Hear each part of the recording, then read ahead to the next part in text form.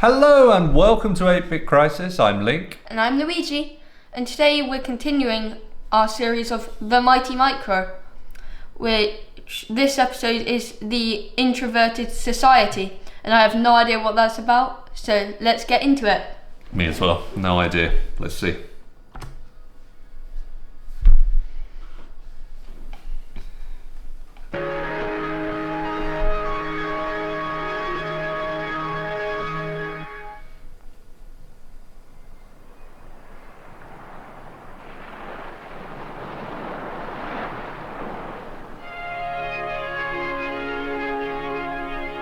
Our world is populated by countless varieties of animal life, all well adapted to their environments. But amongst them, man is the unquestioned king.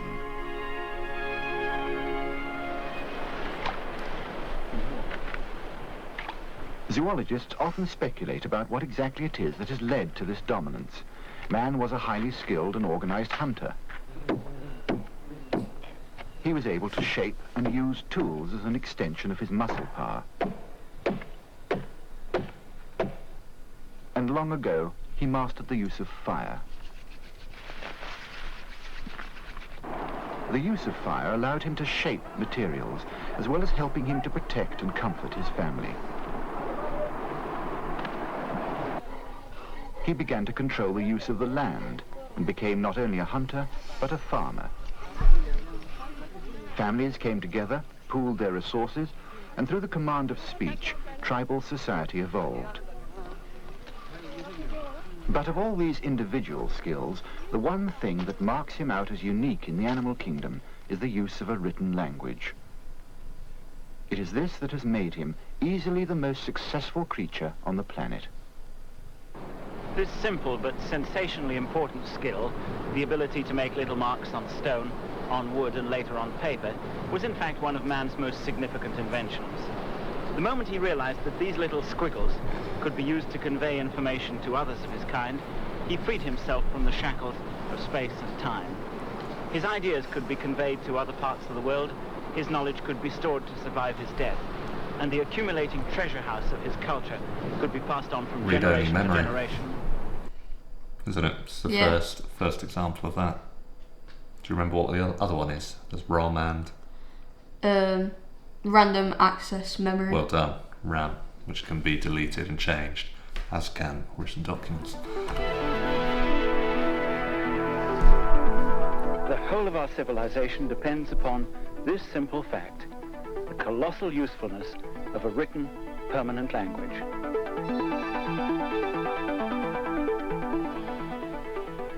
Early written language was cumbersome and imprecise, and remained so as long as replication of the message had to be carried out by hand copying.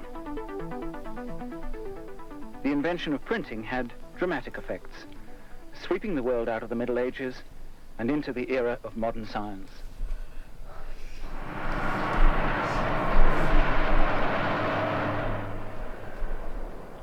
The world we live in today is unbelievably different from that of our long-forgotten ancestors who made those simple but highly significant marks.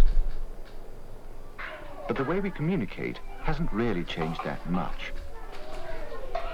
It's still a question of making physical marks on a physical medium of some kind.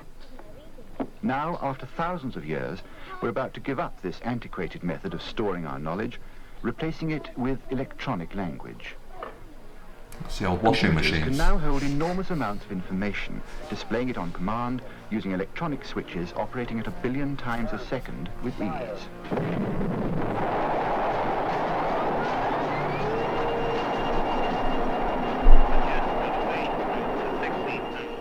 In the 1960s, the American space effort eventually led to the tiny microprocessor, capable of handling enormous amounts of information. And here at Cape Canaveral, housed in one of the largest buildings in the world, the next step in the computer revolution is being taken a stage further with the development of the space shuttle. To provide giant capacity memories for the communication satellites of the 1980s, which the space shuttle is going to throw into orbit, NASA have contracted the engineering firm of Rockwell to squeeze as much information as they can into a tiny space.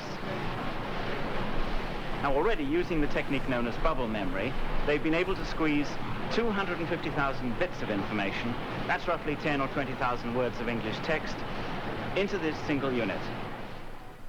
The bubble memory holds its information even with the electrical current switched off. It's also extremely small. Traditionally, computers store their data on magnetic tape or disks. They take up lots of room and need mains electricity to drive them. But the bubble memory avoids these problems and is ideal for those applications like the shuttle where space is at a premium. In even more remarkable developments, Rockwell have produced for the space shuttle this memory package containing 100 megabits of information. That's 100 million bits. Now those numbers aren't really easy to understand, and the best thing one can think of is to give the example and say that it was the equivalent of all the text in this volume of the Encyclopedia Britannica. And in this one. And in these.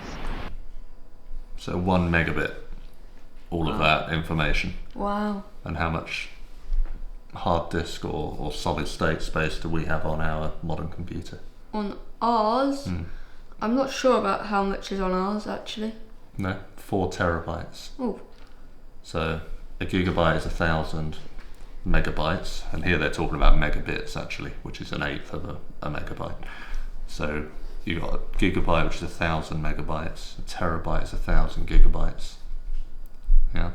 So we've got 4 million times 8, so 32 million times more storage capacity on our modern computer compared to that chip, I think it was, whatever, the bubble memory that they're talking about there. I've just made a note of bubble memory because I need to know really what that term means and how it works.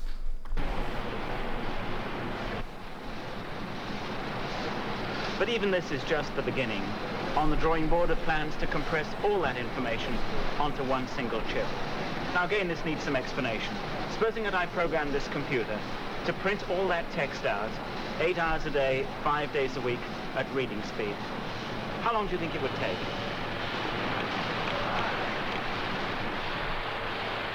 With several thousand million individual letters to deal with, the computer would take in the region of 5 months to print it all out. One might respond to this by saying, so what? Great for the manufacturers of satellites, but how's it likely to affect the average individual? Well, the effects are likely to be quite stunning and very far-reaching. Just look at the enormous amounts of space which books take up, how expensive they are to produce, and how wasteful of increasingly scarce raw materials. But when the entire contents of a book are available on a single chip, this will not only save on storage space and raw materials, but will also make them fantastically cheap to produce. So the books of the near future, perhaps the late or even the middle 80s, are going to come in the form of chips. And here's our little library. Charles Dickens collected works, War and Peace, 1984, and so on. Let's pick 1984. Okay, the book's there on the chip, but how do you read it? Well, you pick up this thing which looks very like a book, but when you open it up, it turns out to be something quite different. It's actually a chip reader. There's a display screen for the text to come up, a number of buttons, prototype where it actually works. Little point where you plug in your book. Now you can switch it on, and the computer will remember where you were when you last read the book. But let's say you want to start. You push the read button, and up comes the text. You can select the page number, the size of type. They're not showing you the whole thing at the same time, so I think this was a And even different prototype. types It doesn't now. really work. Although this is just a mock-up, it may not be long before we see this kind of book coming off the production E-reader. lines. Might not be long. Took them about Today's books 25, are 30 years, I think. Which sit there silently on shelves, waiting for you to do something with them. Tomorrow's books will be dynamic. They'll have miniature personalities of their own, and they'll almost come down from the shelves, begging you to make use of them. And with this will come another revolution in education. Now, as you read it through... Gallant though the efforts of today's teachers are, no one's going to pretend that our education system is anywhere near perfect. Only the very wealthy can afford the ideal personal tuition. The vast majority of mankind are stuck with the old system of teaching. One human desperately trying to share out his knowledge with classes of 30 or even 40 not particularly willing children. If you look at 5C, it says besides bridges... The first, the biggest and the most ambitious assault on this problem has come from Project Plato in the state of Illinois, where a big computer has been hooked up to over 1,000 terminals and where literally tens of thousands of students have been and are being routinely taught by computer. Now, the range of teaching programs available is enormous. Every student, of course, has personal tuition, and some remarkable results have been achieved.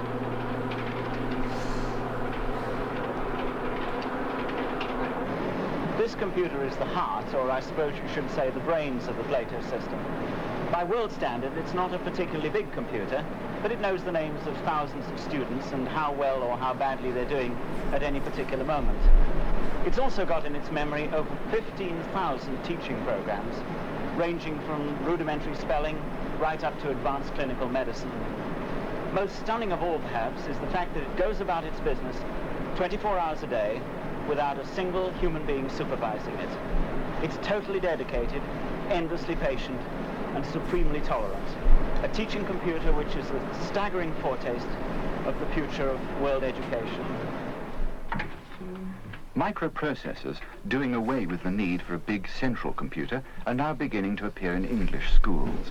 But lack of funds for research and technology have meant that computer-aided instruction has not developed at anywhere near the pace it has in the US. Right. It's a long time since I was at school. Yeah. But you're still at school. Yeah.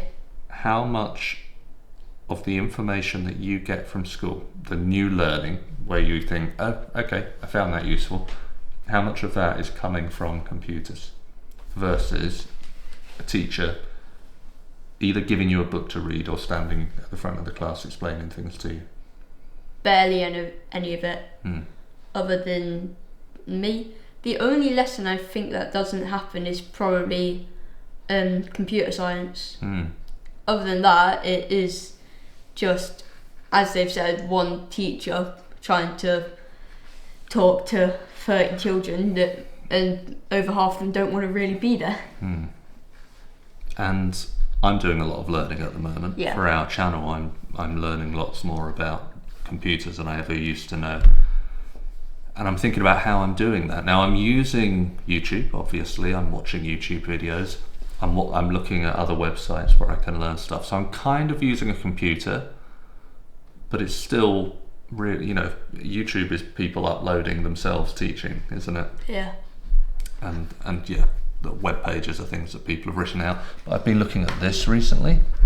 So I'm learning about electronics because I think we're going to have to do some repairs on our computers at some point. A book. This is, over 40 years since this program was made. And when I thought I want to learn electronics, the first place my mind went to was I'm going to buy a book. Yeah. Yeah, but what they said about that weird scan thing for books, that I don't What think, do you mean by the scan thing? the book that has The e-reader. Yeah. Yeah. I don't think that would ever really be useful because, if it's not out now, why would we bring it out? Because we've already got audiobooks, so it's basically a similar concept, except the thing with that book was it's meant to be easier and take up less room. But you're talking like we don't already have e-readers now. Have you never come across an e-reader? Really? I didn't even know they existed. I thought we just had audiobooks. So when you're on holiday and you're lying by the pool, you'll often see people with what looks like a tablet and they're reading a book on it and they're just flicking up the pages as they change to a different page. No, I've seen them, but I mean the things that are specifically made for that. I don't think that would ever be useful because we have, as you've said, iPads and phones and stuff for us to read that on. Anyway. Okay. But in the very near future, money may no longer be a factor, as teaching devices based on microprocessors shrink in size and cost. One of the first straws in the wind has been the Little Professor, a simple but effective drill and practice aid to mathematics. Costing about £10, it was really one of the earliest pocket teaching computers. These devices are very popular with school children, but no one pretends that they're particularly powerful teaching aids, and certainly they're no substitute for a real live teacher. From America's giant Texas Instruments Corporation have come a number of more advanced teaching aids, again based on the chip. One of them even speaks. F-E-H. That is correct. Now spell once. The voice is not a tape recording. The microprocessor itself is generating these speech sounds, albeit with a transatlantic accent. E. That is incorrect. The correct spelling of once is O-N-C-E, once. British research has not been lagging behind. The Mini system, here seen giving a lesson in French, was the world's first pocket teaching computer and was developed at the National Physical Laboratory in Middlesex. I have heard of Texas Instruments. Yeah. When we did our honourable mentions episode. Of I think we talked about them yeah, a bit, didn't we? The 99.4 and 99.4A. And I think, if memory serves, I think the BBC Micro had a Texas Instruments sound chip in it. And at the time I was saying the SID chip is superior, and I think it is in terms of the functions that you can get out of it. But clearly Texas Instruments were pretty good at sound generation. Yeah. Because you liked the sound in FRAC, didn't you? Yeah, On the that was BBC really Micro. good. And also this voice emulation sound on this, the earlier computer that they were showing from Texas Instruments, that was pretty good. Sounded good. Quite realistic. If a little bit sort of Stephen Hawking's robotic sounding, wasn't it?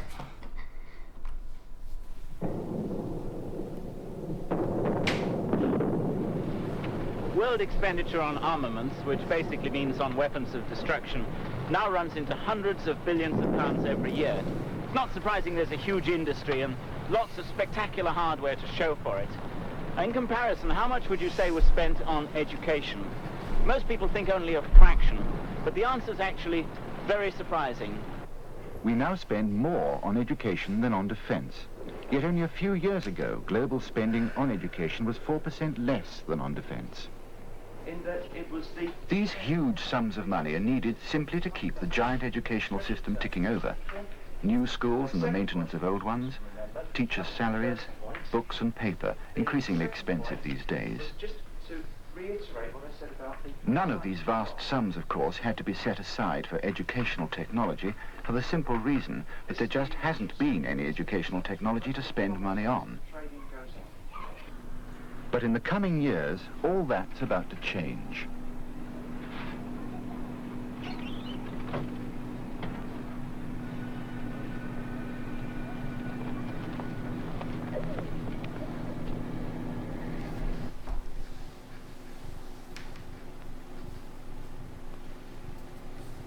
In a capitalist society, when people see a way of making money out of something, they tend to pump large sums of investment capital into it.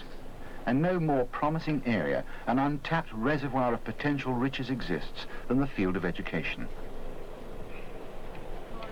In the 1980s, huge sums of money are likely to be siphoned into developing, firstly, miniaturized teaching computers, and secondly, studying the nature of the educational process in order to provide the computers with effective teaching programs.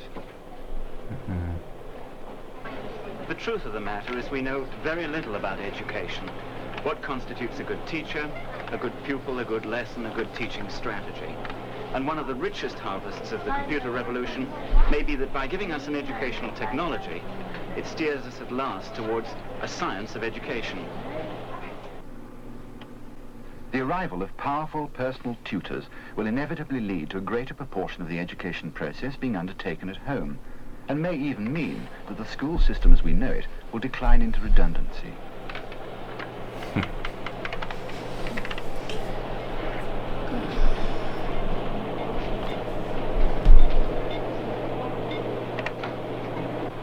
The teaching computers of the 1980s are totally unlike the teaching machines of the 1960s, which were such conspicuous failures.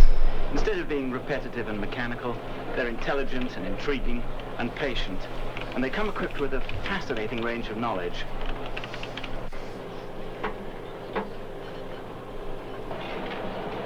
The children are allowed about 30 minutes a day on the computer. The teachers write the programs, and with the computer's help, keep a constant eye on their progress. In fact, the scheme is so successful that punishment means being denied time on the machine, whilst reward comes in the form of a teaching game or two. So you have to do it pretty quickly. Now, it's already obvious that games are going to feature very strongly in the teaching programs of tomorrow, because it's through games that we get most closely to man's competitive instincts. Now, here's, first of all, a very simple example of a powerful game which teaches remedial English, beginners in English, foreigners learning to speak English, and so on. What it really consists of is a set of pictures and a set of names, nouns, words of various kinds, and you have to make up a sentence by juggling the pictures and the words around on the screen. You do this by touching the screen in particular places. Now, the computer will understand a logical sentence. It won't let you create a nonsense sentence, so to speak. Okay, so here's the little pictures in the set, and I'll make up a sentence straight away. The girl, girl shrubs, shrub, tree, to, house. So there's the sentence. When I'm ready to see what the computer does with it, push the next button. The girl runs from the tree to the house. It speaks the sentence and then draws up a little cartoon to go with it. Now, if we want to make up a nonsense sentence, we'll see what the computer does with it.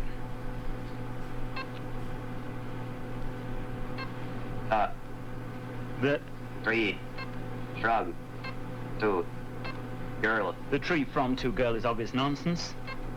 Sorry, I do not understand that. The computer says it can't understand it.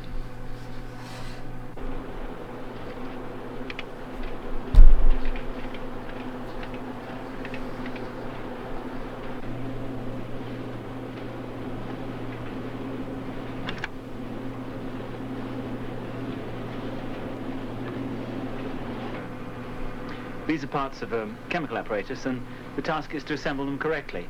So let me try this first of all. And it says put on the condenser and the adapter first.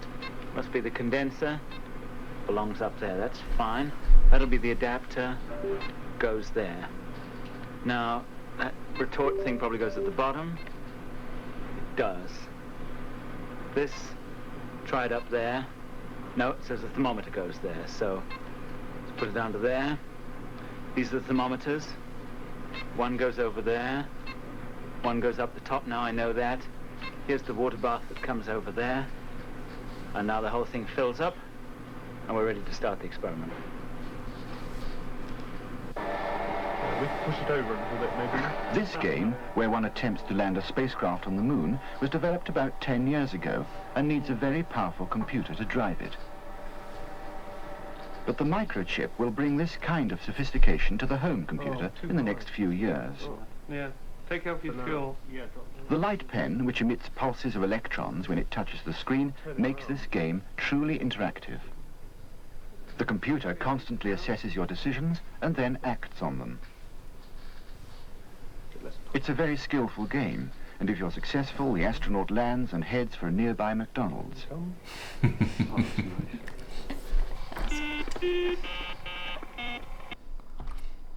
So, 3 games there.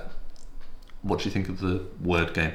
The word game, I'd say it seems good for younger children, but I think people like my age, and I'd say people probably from like year 3 upwards would probably not enjoy it that much. I'd say it seems more for like your first couple of years of school.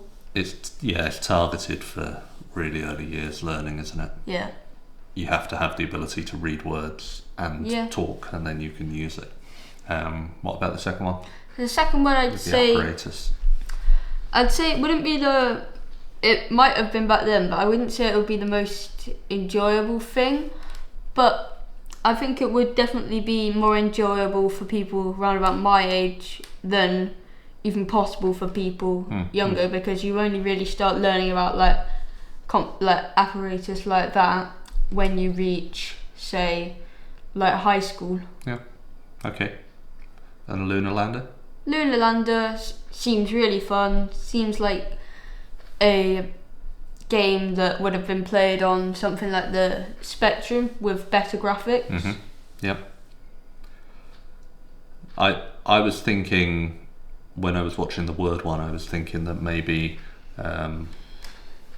it didn't really take off as it could have done, because most of the games were designed to teach really early years learning. Yeah. And when I think about it, there weren't games or programs from age 7 to 15 that were reliable in terms of sitting down and actually getting some educational value from them.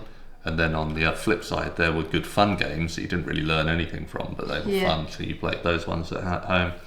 And that, going back to that book I was talking about, that electronics book, there's no reason why you couldn't create a game that's like a simulation of that, where you have all the components and it sets you the challenge to try and do something on a breadboard, and you have to put the components in to actually make it work. Yeah. And that could be quite good at teaching you about electronics. Yeah, Dad.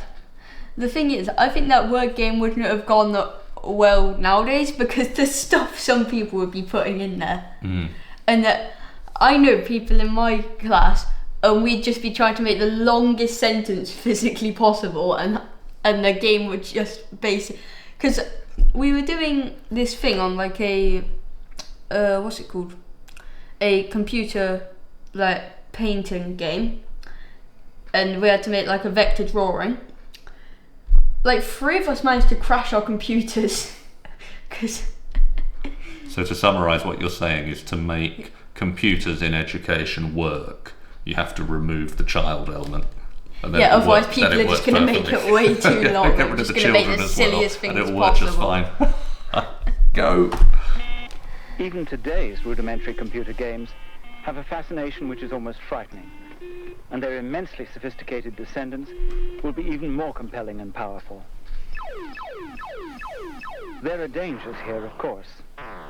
There's the risk of creating an introverted society, in which the individual begins to move away from areas of social interaction, retreating into the ever more enticing comforts of the home.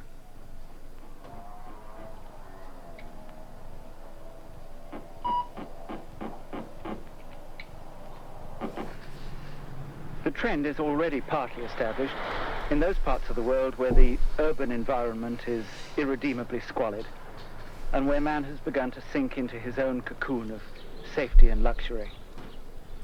Certainly the coming of the cheap and powerful microprocessor will hasten this trend along, and in more ways than one. Each day in our frantic society, millions of people climb into motor cars and public transport and stream into the centers of huge cities. And what do they do when they get there?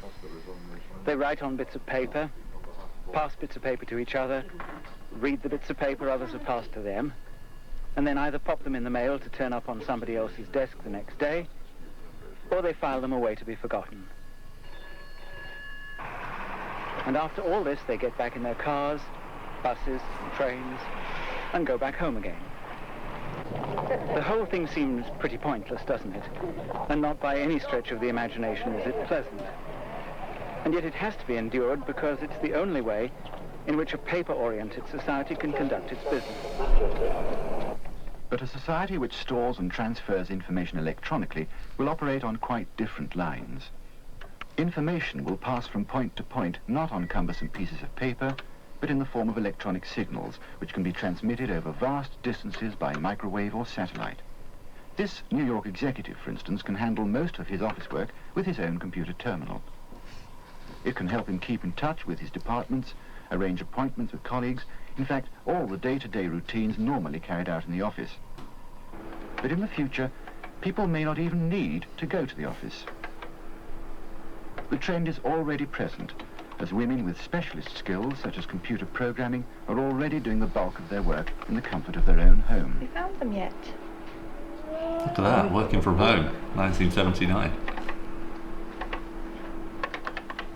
It is curious to think that in the coming years, the computer in the home may well help to cement family relationships which have been put increasingly at risk by the stress caused through our traditional patterns of work and which have taken centuries to evolve.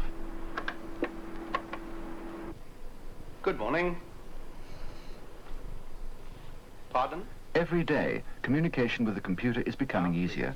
These experimental systems already exist, which recognize the human So voice Commodore and act PET. on spoken commands. That's In nice. the right shape. That's not so good. At this rate, there will come a time when you simply talk to your front door, and it will open, having recognized your voice pattern. Thanks. Excellent. No, you choose for me. Okay, goodbye. Of course, the idea of having the computer as your only friend is fairly repellent to most of us. After all, people like going to work, talking to others, and even surviving the nightmare journey home. But in the coming decades, with satellites beaming information down to your house, and your personal computer generally helping with anything from your business accounts to your children's education, it may not altogether be a bad thing. The one note of warning is sounded by the compelling nature of the computer itself. Increasingly, it will draw you into an obsessive embrace where the world comes to you in your home. The current limitless fascination with microprocessor-based toys is but a tiny indicator of the trend towards an introverted society.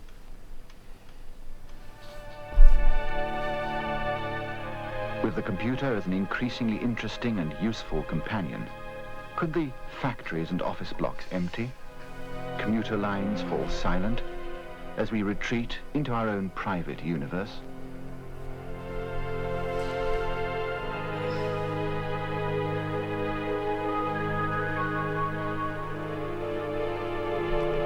So close to mentioning virtual reality. Just on the cusp, but I don't think his mind quite went far enough to envisage the Matrix or, that kind of virtual reality scenario. Or maybe he did, but he didn't want to say it for fear of scaring people. Definitely ominous music. Does all this sound like the worst kind of science fiction dream? In the next program, we'll consider these very real possibilities. But we'll also look at some of the problems of machine intelligence and at the long-term social and psychological consequences of the microprocessor revolution.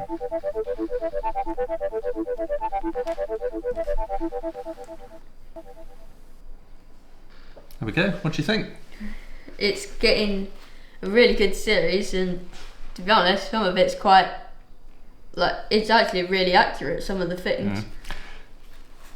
Yeah, I think it's doing a good job of balancing out the opportunities with the risks, isn't it? Yeah. And almost, I think he takes it quite seriously. He does. He's putting this message out here to everybody. I think he's talking to the public, but he's also talking to politicians, industry folk, regulators, sort of just saying everyone needs to think about this. It's a good message. Yeah.